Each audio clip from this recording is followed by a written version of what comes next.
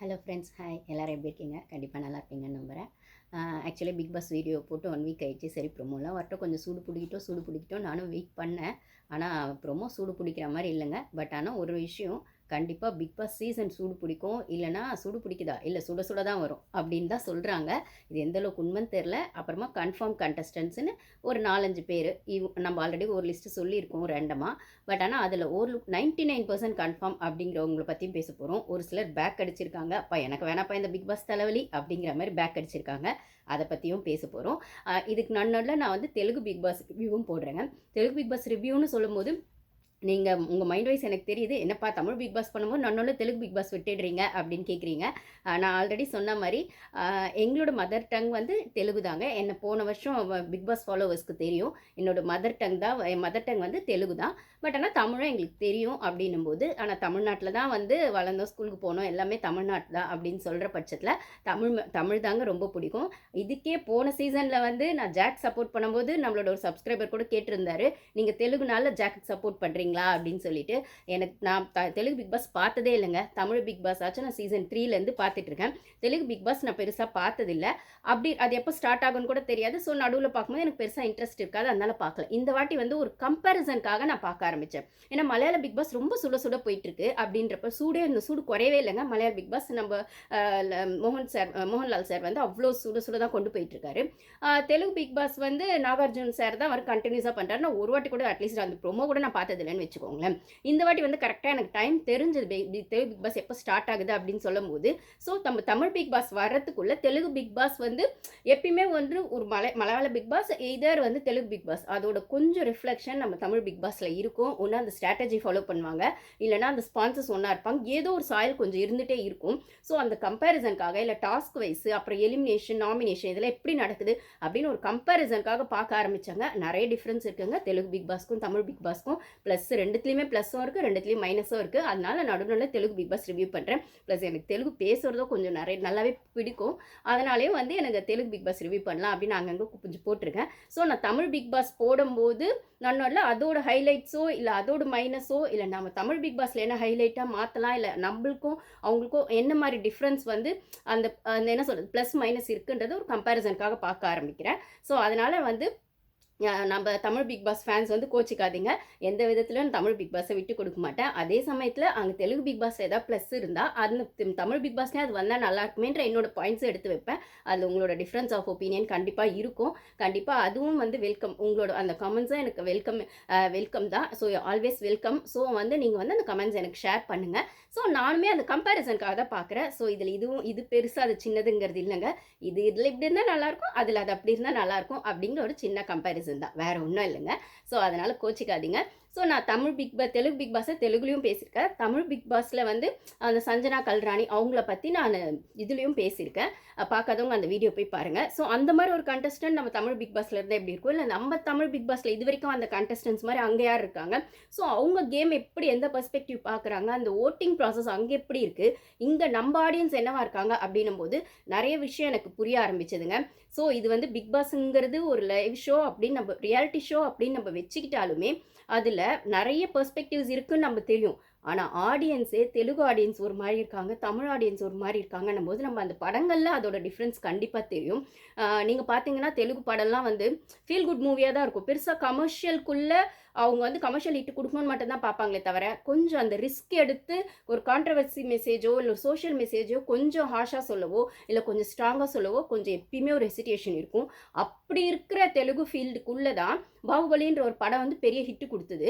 அதே சமயத்தில் தி கோட்னு இப்போ ஒரு படம் வந்தது, அதுவும் நான் பார்த்தேன், ரொம்ப நல்லா இருந்தது. ஸோ அந்த மாதிரி மெசேஜஸ் வர்றது வந்து தெலுங்கு பிக் பாஸில் ரொம்ப ரேருங்க. நம்ம தமிழ் இண்டஸ்ட்ரியில் அவங்க எடுக்கிற அந்த ரிஸ்க்கு, இல்லை அவங்க எடுக்கிற அந்த ரைட்டிங், அந்த ஸ்கிரிப்டு, அதுக்கு அவங்க போடுற எஃபர்ட்டு, ஒரு சாங் ஆகட்டும், ஒரு சீன் ஆகட்டும், ஒரு சோஷியல் மெசேஜை கன்வே பண்ணுற விதமாகட்டும், அதுலெல்லாம் வந்து எப்பயுமே ஒரு ரிஸ்க் இருக்கும். இது ஆடியன்ஸ்க்கு ரீச் ஆகுமா ஆகுது, படம் ஓடும் ஓடாது அப்படிங்கிறத மீறி அவங்க சொல்லணும்னு நினச்சதை அவங்களோட டைரக்டரோடதோ இல்லை ரைட்டரோடதோ அந்த ஒரு ஸ்கிரிப்டில் வந்து அந்த பொட்டென்ஷியல் போடுவாங்க, அந்த எஃபோர்ட்டை போடுவாங்க.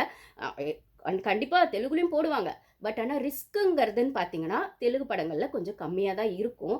அப்படி இருக்கும்போது அப்போ பிக் பாஸ் எப்படி ஜனங்க பார்க்குறாங்க, அந்த பெர்ஸ்பெக்டிவ் எப்படி பார்க்குறாங்க, அந்த கண்டஸ்டன்ஸோட அந்த ஓட்டிங் ப்ராசஸை வந்து ஜனங்க எப்படி வந்து ஏற்றுக்கிறாங்க அப்படிங்கிறதுல பார்க்கும்போது நிறைய டிஃப்ரென்ஸ் இருக்குங்க. அதை பற்றி நம்ம நடுநடுல நான் எப்போ ஃப்ளோவில் அந்த கேப் கிடைக்குதோ அப்போ இதுவும் அதுவும் அந்த கம்பேரிசன் சொல்கிறேன். அதுக்காக தாங்க அதையும் பார்க்குறேன்.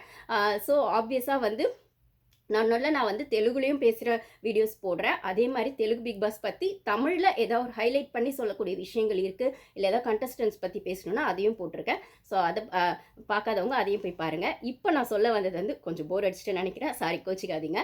நம்ம தான் பிக் பாஸ் பற்றி ஆரம்பித்தாலே அந்த எக்ஸைட்மெண்ட் வந்துடும் இல்லைங்களா, அந்த ஃப்ளோவில் அப்படியே வந்துடுது, அருவி மாதிரி கொட்டிடுது. ஸோ அதனால் கோச்சிக்காதீங்க, கொஞ்சம் வெயிட் பண்ணுங்கள், நான் வந்து பாயிண்ட்டுக்கு வந்துடுறேன். ஓகேங்களா? இப்போ நம்ம கன்ஃபார்ம் கண்டஸ்டன்ஸ் பார்க்க போகிறோம். அதுக்கப்புறம் ஒரு சில இன்ட்ரெஸ்டிங் அப்டேட்ஸ் பிக் பாஸ் பற்றியும் பார்க்க போகிறோம். ஓகேங்களா? அதுக்கு முன்னாடி நம்ம சேனலுக்கு ஃபஸ்ட் டைம் வரவங்க சப்ஸ்கிரைப் பண்ணிக்கோங்க. நம்ம வீடியோஸ் பிடிச்சிருந்தா லைக் பண்ணுங்கள் அப்படின்னு சொல்லணும் தான் ஆசை. பட் ஆனால் லைக் பண்ணிகிட்டே பாருங்கள், நான் ஒரு ரிக்வஸ்ட்டாக வைக்கிறேன். ஏன்னா யூடியூபோட அந்த இது வந்து மாறிடுச்சு. ஸோ வந்து லைக் பண்ணால் தான் நிறைய பேருக்கு வீடியோஸ் போய் ரீச் ஆகுது. ஸோ எனக்குமே நிறைய வீடியோஸ் போடுறதுக்கு லைக் வந்துச்சுன்னா கொஞ்சம் நல்லாயிருக்கும். பிக் பாஸ் ஃபேன்ஸ்க்கும் பிக் பாஸ் எப்போ ஸ்டார்ட் ஆக போகுது அப்படிங்கிற இடத்துல ஒவ்வொரு நாளும் ஒவ்வொரு அப்டேட்டும் அவங்களுக்குமே ஒரு இன்ட்ரெஸ்டிங்கான விஷயம். ஒரு நாளைக்கு எப்போ ப்ரொமோ வரும்ன்ற மாதிரி ஏதாவது விஷயம் வந்து பிக் பாஸ் பற்றி தெரிஞ்சால் அந்த ஒரு க்யூரியாசிட்டி வந்து கொஞ்சம் இன்ட்ரெஸ்ட் ஆகும்போது வீடியோஸ் போய் ரீச் ஆகும், அவங்களுக்கும் ஹாப்பியாக இருக்கும். அப்படின்னும் போது நீங்கள் லைக் போட்டால் தான் வீடியோஸ் போய் ரீச் ஆகும், யூடியூப் வந்து ரெக்கமெண்ட் பண்ணும். ஸோ அதனால் லைக் போட்டுட்டு வீடியோவை பாருங்கள். பிடிச்சிருந்தா சேனல் சப்ஸ்கிரைப் பண்ணிக்கோங்க, இல்லைன்னா அப்போதைக்கு கொஞ்சம் கொஞ்சம் வந்து எட்டி பார்த்துட்டு போங்க. ஓகேங்களா? இப்போ நம்ம கண்டென்ட்குள்ளே போகலாம். சரிப்பா, இப்போ இந்த வாட்டி கன்ஃபார்ம் கண்டஸ்டன்ஸ் யார் தான்ப்பா? இவ்வளோ பேர் சொல்லிகிட்டே இருக்கீங்களா, அது இத்தனை வருஷமாக இவ்வளோ ஹைப்பு இல்லை, இந்த வருஷம் பெரிய ஹைப் இருக்கும் அப்படின்னு பார்த்தா ஹைப்பு சுத்தமாக இல்லை. இத்தனை வருஷம் இருந்ததை விடவும் இந்த வருஷம் ஒன்றுமே இல்லை. போன வருஷமாவது விஜய் சார் ஃபஸ்ட் டைம் வராருன்னு கொஞ்சம் ஹைப் கொடுத்தீங்க, இந்த வருஷம் அது கூட இல்லை. சரி, ப்ரொமோவில் ஏதாவது இருக்கும்னு பார்த்தா ஐலோகோவில் தான் இல்லை, ப்ரொமோவில் இருக்கும்னு பார்த்தா அதுவும் இல்லை. பிக் பாஸே ஸ்டார்ட் ஆக போகுது, உள்ளேயாச்சும் ஏதாவது இருக்குமா அப்படின்னு கேட்டால் ஒரே ஆன்சர் தாங்க, நம்ம விஜய் சார் சொன்ன மாதிரி போக போக தான் புரியும், பார்க்க தான் தெரியும். அதே கான்செப்ட் தான் நானும் சொல்ல போகிறேன். ஆனால் கண்டிப்பாக இந்த வாட்டி பிக் பாஸ் சீசன் வந்து கண்டிப்பாக நல்லாயிருக்கும் அப்படிங்கிற மாதிரி ஒரு கான்செப்ட் இருக்குங்க. என்னென்னு சொல்கிறேன்னா, அதனால தான் உங்கள் ப்ரொமோ வந்து ஹைப் கொடுக்கவே இல்லை. அப்போ போன வருஷம் கொடுத்தாங்களேன்னா, போன வருஷம் விஜய் சாருக்கு புதுசுங்கிறதுனால ஜனங்க கமல் சார்லேருந்து விஜய் சாருக்கு கன்வெர்ட் ஆகிறதுக்கான அந்த டைமை, அந்த கன்வர்ஷன் பீரியடை இவங்க ப்ரொமோவில் யூஸ் பண்ணிக்கிட்டாங்க, அந்த ஹைப்பு கொடுத்தாங்க. சரி, என்ன தான்ப்பா பண்ண போகிறாரு, கமல் சார் வரலன்னு கன்ஃபார்ம் ஆயிடுச்சு. ஆனால் பிக் பாஸ் பார்க்க தானே வேணும், அப்போ வந்து யார் ஹோஸ்ட்டாக இருக்காங்களோ அவங்கள அக்செப்ட் பண்ண தானே வேணும், அதுக்கு வந்து அடாப்ட் ஆக தானே வேணும் அப்படிங்கிற மாதிரி நம்மளுக்கு வந்து ஹைப்பு கொடுத்து நம்மளை அடாப்ட் ஆக வச்சாங்க. இந்த வாட்டி வந்து விஜய் சாருக்கு ஆல்ரெடி வந்து ப்ராக்டிஸ் மேக்ஸ் பர்ஃபெக்ட்டுங்கிற மாதிரி அவருமே இப்போது எக்ஸ்பீரியன்ஸ் ஆகிட்டாரு. அப்படின்னும் போது நான் ஆல்ரெடி விஜய் சார் பற்றி பேசியிருப்பேன், ஆல்ரெடி போட்ட பிக் பாஸ் ப்ரொமோ வீடியோஸ்லலாம். அவருமே கொஞ்சம் கான்ஃபிடென்ஸாக இந்த சீசனை வந்து அவர் வந்து எப்படி பண்ண போகிறாருங்கிறது அவரோட அந்த பாடி லாங்குவேஜ்லேயும் அவரோடது அந்த ஒரு இதுலேயுமே தெரியுது, ப்ரொமோலையுமே. அப்படின்னும் போது நம்ம அப்போ ப்ரொமோவில் இல்லை, ஓகே சீசனுக்குள்ளே இருக்குமானா சீசனுக்குள்ளே இருக்கும், அதனால தான் ப்ரொமோக்கு பெருசாக ஹைப் கொடுக்கல, வெயிட் பண்ணி பாருங்கள் அப்படிங்கிற மாதிரி ஹைப்பு கொடுக்குறாங்க. அப்போ உள்ளே ஏதாவது இருக்குமானா இருக்கும் அப்படிங்கிறது தான் எல்லாரோட நம்பிக்கையாகவும் இருக்குது. கண்டிப்பாக இருக்குமோ, ஒரு வேளை இருக்கணும் அப்படி தான் சொல்ல வேண்டியதாக இருக்குது. ஓகேங்க, சரி. அப்போ வந்து அக்டோபர் 5 ஸ்டார்ட் ஆக போகுது. இப்போ ப்ரொமோவும் வந்துருச்சு. இன்னும் நம்மளுக்கு வீட்டுக்குள்ளே காட்டலை என்ன தீம் அப்படிங்கிறது. கண்டிப்பாக வீடு 1 தான் இல்லை வீடு 2 தான் அப்படின்னாலுமே இந்த வீடு 1 வீடு 2ங்கிற கான்செப்டே எனக்கு புரியலைங்க. எப்படி பார்த்தாலும் ஏதோ ஒரு தீம் வச்சு என்ன சொல்கிறது, ஒரு வாட்டி வந்து பிக் பாஸ் ஸ்மால் பாஸ் வீடு, பிக் பாஸ் வீடு இருந்தது, அது ஓகே. போன வாட்டி பாய்ஸ் ஒரே வீட்டுக்குள்ளே நடுவில் லைன் போட்டாங்க, அதுவும் ஓகே. ஆனால் ஒரு பீரியட் ஆஃப் டைம்லலாம் வனிதா அக்கா பீரியடில், அப்புறம் ஆரி சார் பீரியட், அதுக்கு முன்னாடிலாம் ஒரு குரூப் ஆஃப் பீப்புள் ஒன்றா இருப்பாங்க, கேம் ஆடுவாங்க. அர்ச்சனாக்கா, விஜய் அர்ச்சனா இருக்காங்களே, அவங்க பீரியடில் எல்லாமே அதை தான் சொல்கிறேன், அப்படி தான் ஆடினாங்க. அதுக்கப்புறம் இந்த தீம் வந்து பண்ணாங்க. ஸோ இப்போ வந்து எப்படி பார்த்தாலும் 2 செட் ஆஃப் பீப்புளாக தாங்க பிரிப்பாங்க, அதாவது 2 குரூப் ஆஃப் பீப்புளாக தான் பிரிப்பாங்க. அதுக்கு பேர் வேணால் எதையாச்சும் ஒன்று வைப்பாங்க. இப்போ வந்து ஃபார் எக்ஸாம்பிள் தெலுங்கு பிக் பாஸில் ஹவுஸ் ஓனர்ஸ் வெஸ்ட் டெனன்ட்ஸ் நான் சொல்லியிருந்தேன், அப்படி வைக்கிறதா இருக்கட்டும். இல்ல இன்னும் ஒரு சிலர் வந்து ஏதோ ஒண்ணு பாய்ஸ் கேர்ள்ஸ்ன்னு போன வாட்டி வச்ச மாதிரி ஏதோ ஒண்ணு. ஸோ ஏதோ ஒரு தீம் வச்சு ஒரு 2 செட் ஆஃப் பீப்பிளா தான் அதாவது 2 குரூப் ஆஃப் பீப்பிளா தான் பிரிக்க போறாங்க. அது என்னன்றது கண்டிப்பா நம்மளுக்கு தெரிஞ்சிரும். அது விஷயம் இல்ல. அவங்க என்னவா பிரிச்சாலும் உள்ள டாஸ்க் என்னவா குடுக்க போறாங்க. இவங்க போட்டிருக்க அந்த கண்டஸ்டன்ட்ஸ் வந்து அந்த டாஸ்க்குக்குள்ள அவங்க எப்படி அந்த விளையாட்ட புரிஞ்சுகிட்டு விளையாடுறாங்க, இல்ல இன்ட்ரஸ்டிங்கா விளையாடுறாங்க. ஆடியன்ஸ்க்கு அது எப்படி எந்த பெர்ஸ்பெக்டிவ்ல வந்து ரீச் ஆகுது. அப்போ சீசன் வந்து என்ன சொல்றது? ஹிட்டுன்னு சொல்கிற அளவுக்கு இல்லைனாலும் பார்க்குற அளவுக்காவது இருக்கா அப்படிங்கிறதெல்லாம் போக போக தான் தெரியும். பார்க்க பார்க்க தான் புரியும் அப்படிங்கிற மாதிரி தான் இருக்குது. அதை நம்ம வெயிட் பண்ணி பார்ப்போம். ஆனால் கண்டிப்பாக ஏதோ 2 இந்த இந்த டீம் வெஸ் அந்த டீம், இந்த குரூப் ஆஃப் பீப்புள் வெஸ் அந்த குரூப் ஆஃப் பீப்புள்னு பிரிக்க போகிறாங்க. அது வெயிட் பண்ணி பார்ப்போம். சரி, கன்ஃபார்ம் கண்டஸ்டன்ஸ் அப்படின்னு சொல்கிறீங்களா? அப்படின்னா கிட்டத்தட்ட இந்த வாட்டி வந்து நிறைய பேரை ஷார்ட் லிஸ்ட் பண்ணி வச்சுருக்காங்கங்க. 40 மெம்பர்ஸ்க்கு மேலே ஷார்ட் லிஸ்ட் பண்ணி வச்சுருக்காங்கன்னு சொல்கிறாங்க. அதனால தான் என்ன சொல்கிறது, விஜய் டிவி விஜய் டிவின்னு சொல்லிட்டு அதனால பிபி டீமே வந்துட்டு கொஞ்சம் லீக் பண்ணி தான் அந்த ஹைப்பை கொடுத்துருக்காங்க. எந்த சீசனுமே இந்த மாதிரி கண்டஸ்டன்ஸ் லிஸ்ட்டு லீக் ஆனதே கிடையாது. இந்த சீசனை ஆல்ரெடி நான் சொன்ன மாதிரி ஃபில் இன் த பிளாங்க்ஸ் மாதிரி பாதியை சொல்லி பாதி சொல்லாமல், பாதியை சொல்லி பாதி சொல்லாமல் விட்டு வச்சுருக்காங்க. அந்த ஃபில் இன் த பிளாங்க்ஸ் மிச்ச பாதியை அவங்க எப்போ வந்து என்ன சொல்கிறது, பிக் பாஸ் டீம் வந்து பிக் பாஸ் ஆரம்பிக்கிறாங்களோ ஷோவில் தான் நம்ம தெரிஞ்சுக்கணும். ஸோ அது வரைக்கும் ஒன்றுமே தெரிலனாவது கொஞ்சம் ஃப்ரீயாக இருந்துடலாம். ஆனால் பாதி தெரிஞ்சு பாதி தெரிலனா எப்படிப்பா இருக்க முடியும் அப்படிங்கிற ஒரு க்யூரியாசிட்டியோட மட்டும் நிறுத்தியிருக்காங்க. அப்படின்னும் போது கன்ஃபார்ம்டு கண்டஸ்டன்ஸ் அப்படிங்கிறது ஒரு 4-5 பேர் தான் கன்ஃபார்ம் ஆயிருக்காங்க. ஆனால் எடுத்ததோ இல்லை ரேண்டமாக வர்றதோ இஷ்டத்துக்கும் அவங்கவுங்க விடுறாங்க. கிட்டத்தட்ட 40 பேருக்கு மேலே ஷார்ட் லிஸ்ட் பண்ணியிருக்காங்க. ஒரு சிலர் வந்து ரீச் பண்ணி பேசியிருக்காங்க. ஆனால் கன்ஃபார்ம் ஆகலை. ஒரு சிலர் பேசிக்கிட்டே இருக்காங்க. அந்த வே அப்படிங்கிற மாதிரி அந்த வேல இருக்குது. ஆனால் இன்னும் கன்ஃபார்ம் ஆகலை அப்படிங்கிற மாதிரிலாம் சொல்லிட்டு இருக்காங்க. அதெல்லாம் யார் யார் அப்படின்னு பார்ப்போம். நம்ம லிஸ்ட்டில் வந்து பார்த்தீங்கன்னா ஃபரீனா ஆசாத்தை நம்ம கூட ஃபஸ்ட்டில் நிறைய சொல்லியிருப்போம். பாரதி கண்ணம்மா சீரியலில் அவங்க வில்லியாக பண்ணியிருக்காங்க. ஸோ அவங்களுக்கு நிறைய அந்த ஃபேன் பேஸ் இருக்குது அப்படின்னு. ஆனால் பார்த்தீங்கன்னா அவங்க வரல அப்படிங்கிற மாதிரி தான் இருக்குது. நான் ஆல்ரெடி ஸ்ரீகாந்த் தேவா அவங்கள பற்றியும் போட்டிருப்பேன். யுவன் மயில்சாமி அவங்கள பற்றியும் போட்டிருப்பேன். அவங்களும் யாரும் வரல. அப்போ அகோரி நம்ம சேனலில் தான் வந்து சாமியார் அகோரி அவரை பற்றி போட்டிருப்போம். அவர் வராரா அப்படின்னு. ஆனால் வராமல் இருந்தாலே நல்லதுன்னு சொல்லியிருப்போம். அப்படின்னும் போது அவர் வரலையாங்க. அவரோட பேரில் எனக்கு அப்பயே அந்த டவுட் இருந்தது. ஆனால் சரியாக கன்ஃபார்மாக தெரில. இப்போ தான் ஓரளவுக்கு கன்ஃபார்மாக தெரிஞ்சுது. கலையரசனுங்கிறது வந்து ஆக்டர் இருக்காள் இல்லைங்களா, ஹீரோ. இப்போ கூட ட்ரெண்டிங்னு படம் வந்துச்சு இல்லைங்களா, அப்புறம் சர்பாட்டா பரம்பரை அந்த படத்தில் அதில் வருவார் இல்லைங்களா, ஆக்டர் கலையரசன். ஹீரோவெல்லாம் இப்போ ட்ரெண்டிங்கில் அவர் தான் ஹீரோவாக இருக்கார் ட்ரெண்டிங் படத்தில். ஸோ அந்த படத்தில் ஹீரோவாக வரவர். ஸோ அந்த கலையரசனை தான் மீன் பண்ணியிருக்காங்க, அகோரியில். அப்பாடான்னு ஆச்சுங்க எனக்கெல்லாம். ஓகேங்களா, அப்போ அவர்லாம் அந்த அகோரிலாம் வந்து எப்படா பிக் பாஸ் பார்க்க ஒரு யோசனையாகவே இருந்தது. ப்ளஸ் கண்டஸ்டன்ஸோடது அந்த செலெக்ஷனாக வந்து ஆடியன்ஸ்க்கு வந்து இவங்க என்ன பண்ணுவாங்கன்ற க்யூரியாசிட்டி இருக்கணுமே தவிர, அடடா இவங்கள போட்டுட்டாங்களே எப்படா சீசன் பார்க்கறது, இவங்கள ரிவ்யூ பண்ணுறோம் பண்ணல. பட் ஆனால் அதுக்கு நம்ம அந்த ஷோவை பார்க்கணும்ல. ஷோவை பிடிச்சி பார்த்தா தானே ரிவ்யூ பண்ண முடியும். பிடிக்காம ஏனோ தானோன்னு பார்க்கறதே கஷ்டம்டா, அப்புறம் ரிவ்யூ எங்கேருந்து பண்ணுறது அப்படிங்கிற மாதிரி இருந்தது. பார்க்கறதுக்கே முதல் கேள்வி ஆயிடுமோ இவங்க அந்த சாமியார்லாம் போட்டா அப்படிங்கிற மாதிரி இருந்தது. அப்பாடான்னு அவர் வரலங்க. இந்த ஹீரோ கலையரசன் தான் சொல்லியிருக்காங்க. அவருமே கன்ஃபார்ம் ஆகலை. ஆனால் ஆல்மோஸ்ட் கன்ஃபார்ம் பேசிகிட்டு இருக்காங்க அப்படிங்கிற மாதிரி இருக்குது. ஆனால் ஃபரீனா ஆசாத் வரலைங்க. ஃபரீனா ஆசாத் ஃபேன்ஸ் யாராக இருந்தீங்கன்னா சாரி, அவங்க வரல அப்படிங்கிற மாதிரி தான் இருக்குது. இப்போ நான் சொல்கிறது எல்லாமே சும்மா நான் வந்து அடிச்சு விட மாட்டேங்க. 200% 100%ன்னு 99% அப்படின்னு தான் சொல்லுவேன். நான் எப்பயுமே பிக் பாஸ் ரிவ்யூவில் சொல்கிறது என்னென்னா, எலிமினேஷனில் கூட இல்லை இந்த மாதிரி விஷயங்கள் கூட அந்த 1% வந்து பிபி டீமோட இல்லைனா ஜியோ ஹாட்ஸ்டாரோட, அது எப்படி இப்போ தான் ஜியோ ஹாட்ஸ்டார் ஆகிடுச்சு இல்லைங்களா, ஸோ அவங்களோடது அந்த டெசிஷனில் தான் இருக்குது. அவங்க லாஸ்ட் மினிட்ல கூட கண்டஸ்டன்ஸை மாற்றலாம். ஸோ உள்ளே வர வரைக்கும் நம்மளுக்கு கன்ஃபார்ம் கிடையாது. வந்ததுக்கப்புறமும் கன்ஃபார்ம் கிடையாது. அது என்ன இப்போ வந்ததுக்கப்புறமா கன்ஃபார்ம் கிடையாது அப்படின்னு சொல்கிறீங்களா? போன வாட்டி என்ன பண்ணாங்க, வந்தோடனே ஃபஸ்ட்டு டேவே எலிமினேட் பண்ணி அனுப்பிச்சிட்டாங்களே சாச்சினாவை.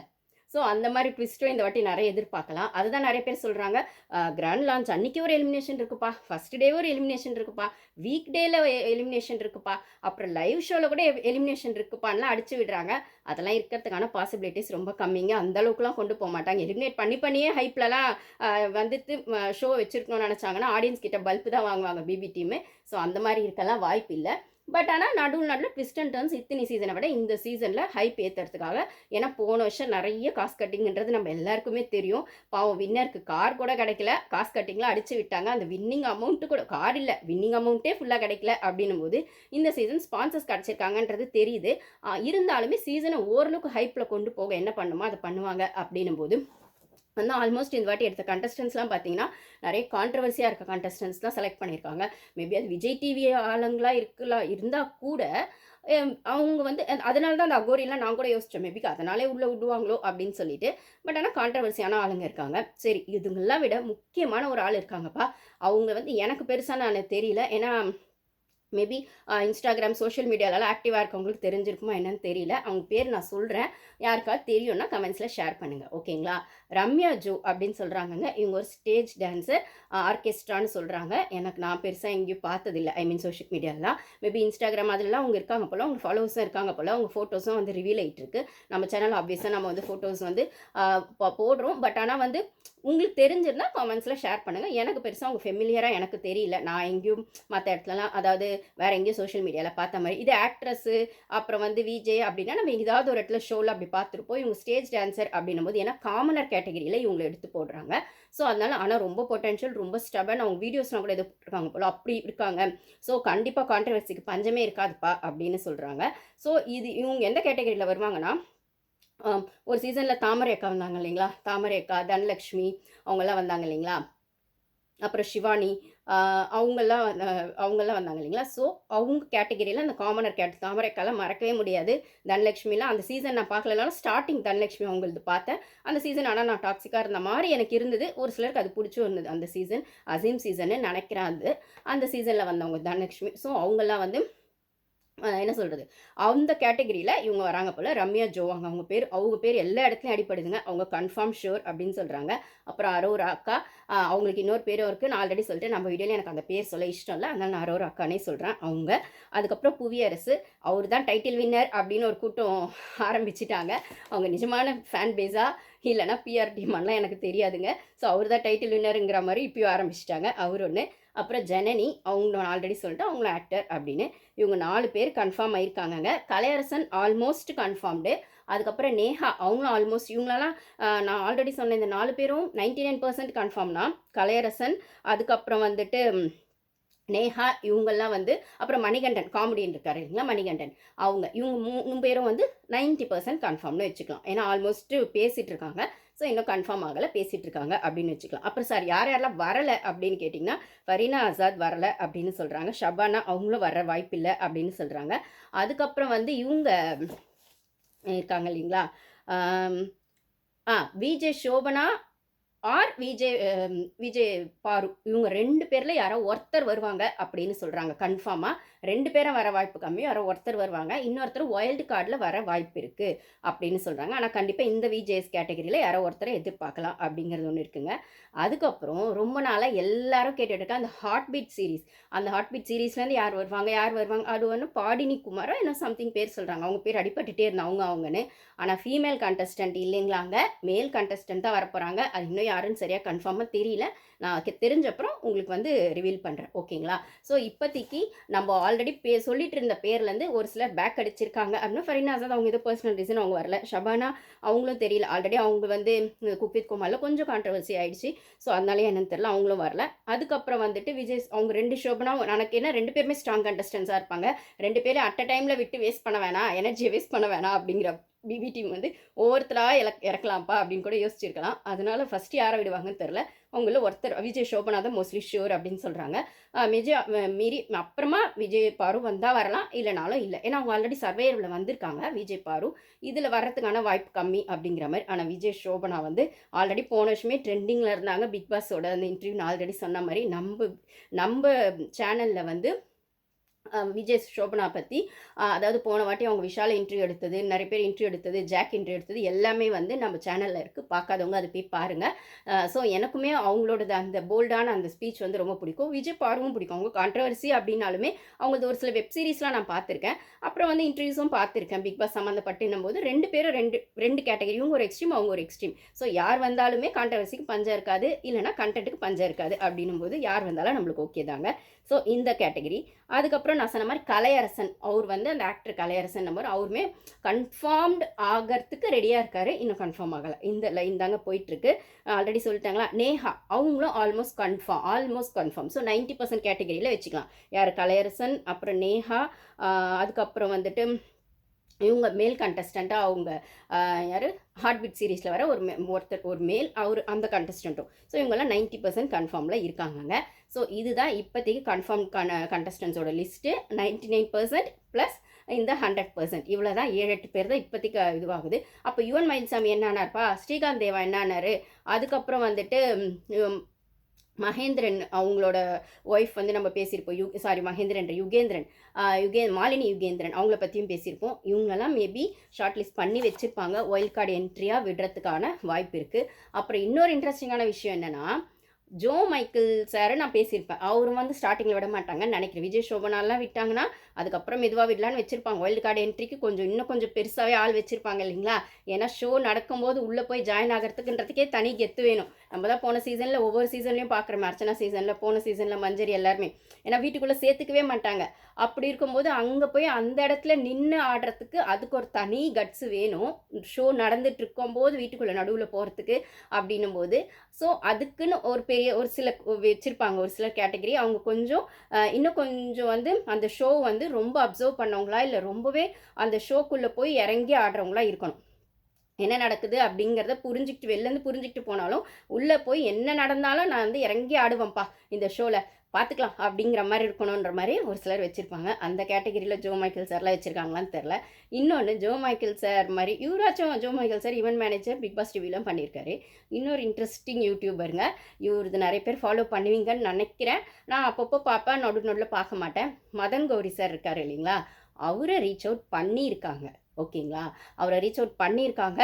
ஆனால் அவரை விட்டுருங்கப்பா சாமி, என்னை வச்சு கண்டென்ட் க்ரியேட் பண்ணுறீங்க, எனக்கு வேணாப்பா இந்த விளையாட்டு அப்படிங்கிற மாதிரி அவர் வந்து வரல அப்படிங்கிற மாதிரி இருக்குது. ஆனால் ரொம்ப ட்ரை பண்ணியிருக்காங்க போல இருக்குது டீமு அவரை கூப்பிட்டு வரத்துக்கு. ஆனால் கொஞ்சம் உஷாராயிட்டார் போலங்க அவர். அதனால் நம்ம ஏதோ ஒரு வீடியோ போட்டு என்னமோ ஒன்று பண்ணிகிட்டு இருக்கோம் வெளில, உள்ளே போனாக்கா அப்புறமா வந்துட்டு நம்மளை வச்சு கண்டென்ட் க்ரியேட் பண்ணுறன்ற பேரில் என்ன வேணால் பண்ணுவாங்கப்பா, நம்மளுக்கு வேணாப்பா இந்த விளையாட்டுன்ற மாதிரி அவர் வந்து உஷாராயிட்டார். ஸோ அவர் வரலை. பட் ஆனால் அவர் ரொம்ப ட்ரை பண்ணியிருக்காங்க. சரி, அஸ்வின் குமார் அவர் என்னப்பா நான் குக் வித் கோமாளினா, அஸ்வின் குமார் எனக்கு தெரிஞ்சு CWC, அதாவது குக் வித் கோமாளின்னு குக் வித் கோமாளியில் வந்து இருந்து வர்றதுக்கான வாய்ப்புகள் ஒரு சிலது ரொம்ப கம்மியாக தாங்க இருக்குது. அது வந்து 50-50 இருக்குது. அது என்ன சொல்கிறது, அஸ்வின்லாம் வந்து ட்ரை பண்ணியிருக்காங்க. பட் ஆனால் அந்த சேலரி விஷயத்தில் என்னமோ கொஞ்சம் அவங்களுக்கு டீட்டெயில்ஸ் இதுவாகலை. அதுக்கப்புறம் நான் சொன்ன மாதிரி பிரியா ராமன் அவங்களா இல்லைனா வந்து லக்ஷ்மி ராமகிருஷ்ணனா அப்படிங்கிற மாதிரிலாம் போயிட்டுருக்கு. பட் ஆனால் குக் வித் கோமாளி ஷோ முடிஞ்சால் ஒரு கிளாரிட்டி கிடைக்க வாய்ப்பு இருக்குது. அதில் வின்னிங் ஆகிற ஆல்ரெடி அதில் வந்து ராஜு இப்போ போயிட்டுருக்காரு. ராஜு இருக்காரு, நம்ம சௌந்தர்யா இருக்காங்க குக் வித் கோமாளிலாம். அவங்க ரொம்ப க்யூட்டாகவே இருக்காங்க. அதில் பார்க்காதவங்க போய் பாருங்கள். நான் இப்போ குக் வித் கோமாளி ஷோ பார்க்குறது இல்லை ரீசன்ட் டேஸில், ஒரு 2 இயர்ஸாக. பட் ஆனால் சும்மா அந்த கண்டஸ்ட் உமர் அவங்கெல்லாம் நான் யார் என்னென்னு பார்க்கலான்றதுக்காக போய் பார்த்தேன். அப்போ அந்த இடத்துல பார்த்திங்கன்னா நம்ம சௌந்தர்யாலாம் க்யூட்டாக 2 ஜடை போட்டு ஸ்கூல் பொண்ணு மாதிரி க்யூட்டாக இருக்காங்கங்க. ரெட்டை ஜடைலாம் போட்டு நம்ம சௌந்தர்யம் வந்து க்யூட்டாகவே இருக்காங்கங்க. ரொம்ப நல்லாயிருக்கு பார்க்குறதுக்கு. பட் ஆனால் மேபி அவங்கள சினிமாலலாம் நம்ம எதிர்பார்த்தோம். ஆனால் வந்து இன்னும் எதுவும் சான்ஸ் கிடைக்கல போல் இருக்குது. ஸோ அவங்கள இன்டர்வியூ கூட ரீசெண்டாக ஒன்று கொடுத்துருந்தாங்க குக் வித் கோமாளி ஷோக்கு அப்புறம். ஸோ அதுவும் பார்த்தப்போ நல்லா இருந்தேன். நான் அதை பற்றி நான் அப்புறமா இன்னொரு வீடியோவில் ஷேர் பண்ணுறேன். என்னப்பா பிக் பாஸ் முடிஞ்சு எப்படி போயிட்டுருக்கு லைஃப்லாம் அப்படிங்கிற மாதிரி ஆங்கர் கேட்டதுக்குலாம் அவங்க சொன்ன கொஸ்டின்ஸ்லாம் ஆஸ் யூஷுவல் க்யூட்டாக இருந்தது. அதை பற்றி நான் அப்புறம் ஷேர் பண்ணுறேன். அப்புறம் நம்ம ராஜு சார் அவரும் இருக்கார் போல் குக் வித் கோமாளியில். இப்போ வந்து அந்த ஷோவோட வின்னர் யார் ஆவாங்க பார்த்தா ராஜு சார், இல்லைனா வந்துட்டு இவங்க ஆவாங்க, லக்ஷ்மி ராமகிருஷ்ணன் ஆவாங்க அப்படின்னு சொல்கிறாங்க. அவங்க இல்லைனா பிரியா ராமன் 3 பேரில் யார் ஆவாங்க அப்படின்னு. ஸோ இவங்க 3 பேர்லேருந்து ஆல்ரெடி நம்மளுக்கு ராஜு வரத்துக்கு வாய்ப்பு இல்லை. அவர் வரத்துக்கு சௌந்தர்யா அவங்கெல்லாம் ஆல்ரெடி வந்தவங்கன்னும் போது ஏதோ அப்புறம் ஷபானா அவங்களும் வரத்துக்கு வாய்ப்பு இல்லைன்னா குக் வித் அப்புறம் உமர் அவர் வருவாருன்னு சொல்கிறாங்க, இல்லைன்னு சொல்கிறாங்க. 50-50 இருக்குது, தெரியல. நான் சொன்ன மாதிரி பேக் அடித்ததில் அவரும் ஒருத்தர். அங்கேயே போனால் எலிமினேட் பண்ணுறீங்களோ என்னமோ இங்கே பண்ண மாதிரி, ஏன்னா இங்கே பண்ணது ஃபேர் இல்லைன்ற மாதிரி போயிட்டுருக்கு அப்படின்னும்போது அப்போது வந்து அவருமே அந்த ஹெசிடேஷனில் இருக்காரா என்னமோ தெரில. ஸோ அதுலேருந்து வரத்துக்கான வாய்ப்புகள் கம்மி. இவங்க ஏன்ப்பா வரல, மாலினி யுகேந்திரன் அப்படின்னும் போது அவங்களுமே அவங்க ஹஸ்பண்ட் ஆல்ரெடி வந்து அவருக்கான சரியான ரெக்கக்னேஷன் கிடைக்கல. அதனால் ட்ரை பண்ணியிருப்பாங்க மேபி டீமு, ஆனால் வருவாங்க. ஏன்னா இவங்க எதுக்கு வெளியூர்லேருந்து ட்ரை பண்ணுறாங்க அப்படின்னு சொல்லும்போது அந்த வியூவர்ஷிப் வரும் இல்லைங்களா. ஃபாரினர்ஸ் அவங்க அங்கேருந்து வராங்க அப்படின்னா அங்கே பார்க்குறவங்க அந்த வியூவர்ஷிப் வந்து உங்களுக்கு ஜாஸ்தி ஆகும் டீமுக்கு, அதனால ட்ரை பண்ணுவாங்க. வருஷம் வருஷம் அப்படி யாராவது ட்ரை பண்ணுவாங்க தான். இந்த வாட்டி நான் அந்த லிஸ்ட்டில் இன்னொருத்தவங்களையும் சொல்லியிருந்தேன். லாஸ்ட்ல அவரோட ஃப்ரெண்டு வந்து துபாயிலேருந்து வராங்க, சங்கவி அப்படிங்கிற மாதிரி நான் சொல்லியிருந்தேன். ஸோ அது எல்லாமே ரேண்டமாக தான் போயிட்டுருக்கு, கன்ஃபார்ம் ஆகலை. நான் கன்ஃபார்மாக சொன்னது இந்த 4-5 பேர் தான். அந்த 90% கன்ஃபார்மில் ஒரு 2-3 பேர், டோட்டலாக ஒரு 7 பேர் தான் இப்போதைக்கு கன்ஃபார்ம் ஆயிருக்காங்க. ஸோ உங்களுக்கு யாராச்சும் கன்ஃபார்மாக யாராவது தெரிஞ்சாங்கன்னா கமெண்ட்ஸில் ஷேர் பண்ணுங்கள். நம்ம வீடியோஸ் லைக் பண்ணிவிட்டு பாருங்கள். உங்களுக்கு பிடிச்சிருந்தா சப்ஸ்கிரைப் பண்ணுங்கள், நம்ம ஃப்ரெண்ட்ஸ்க்கு ஷேர் பண்ணுங்கள். பிக் பாஸ் ஆரம்பிக்கும் போது கண்டிப்பாக வந்து எல்லோரும் ஜாயின் ஆகிடுங்க. தேங்க்யூ கைஸ், நீங்கள் கொடுக்குற சப்போர்ட், நீங்கள் போடுற லைக் எல்லாத்துக்கும் ரொம்ப தேங்க்ஸ் கைஸ். போன வாட்டி நான் அந்த தோசை ப்ளஸ் நூடுல்ஸ் வீடியோ போட்டிருந்தேன். நிறைய பேர் லைக் பண்ணிவிட்டு பார்த்துருக்கீங்க, எனக்கு ரொம்ப ஹாப்பியாக இருந்தது. ஸோ வந்து என்ன சொல்கிறது, அந்த மாதிரி இன்ட்ரெஸ்டிங்காக எனக்கு எதாவது எப்பயும் ஷேர் பண்ணணும்னு தோணுச்சுன்னா நான் உங்கள்கிட்ட பேசாமல் எப்படி இருக்க முடியும்? அதனால் கண்டிப்பாக வந்து உங்கள் கூட ஷேர் பண்ணிக்கிறேன். ஸோ வீடியோக்கு லைக் போட்டுட்டு பாருங்கள். அது நீங்கள் எனக்கு கொடுக்குற ஒரு சின்ன சப்போர்ட்டாக இருக்கும். பிக் பாஸ் ஃபேன்ஸுக்குமே இது ரீச் ஆகிறதுக்கு ரொம்ப சப்போர்ட்டிவாக இருக்கும். Thank you guys.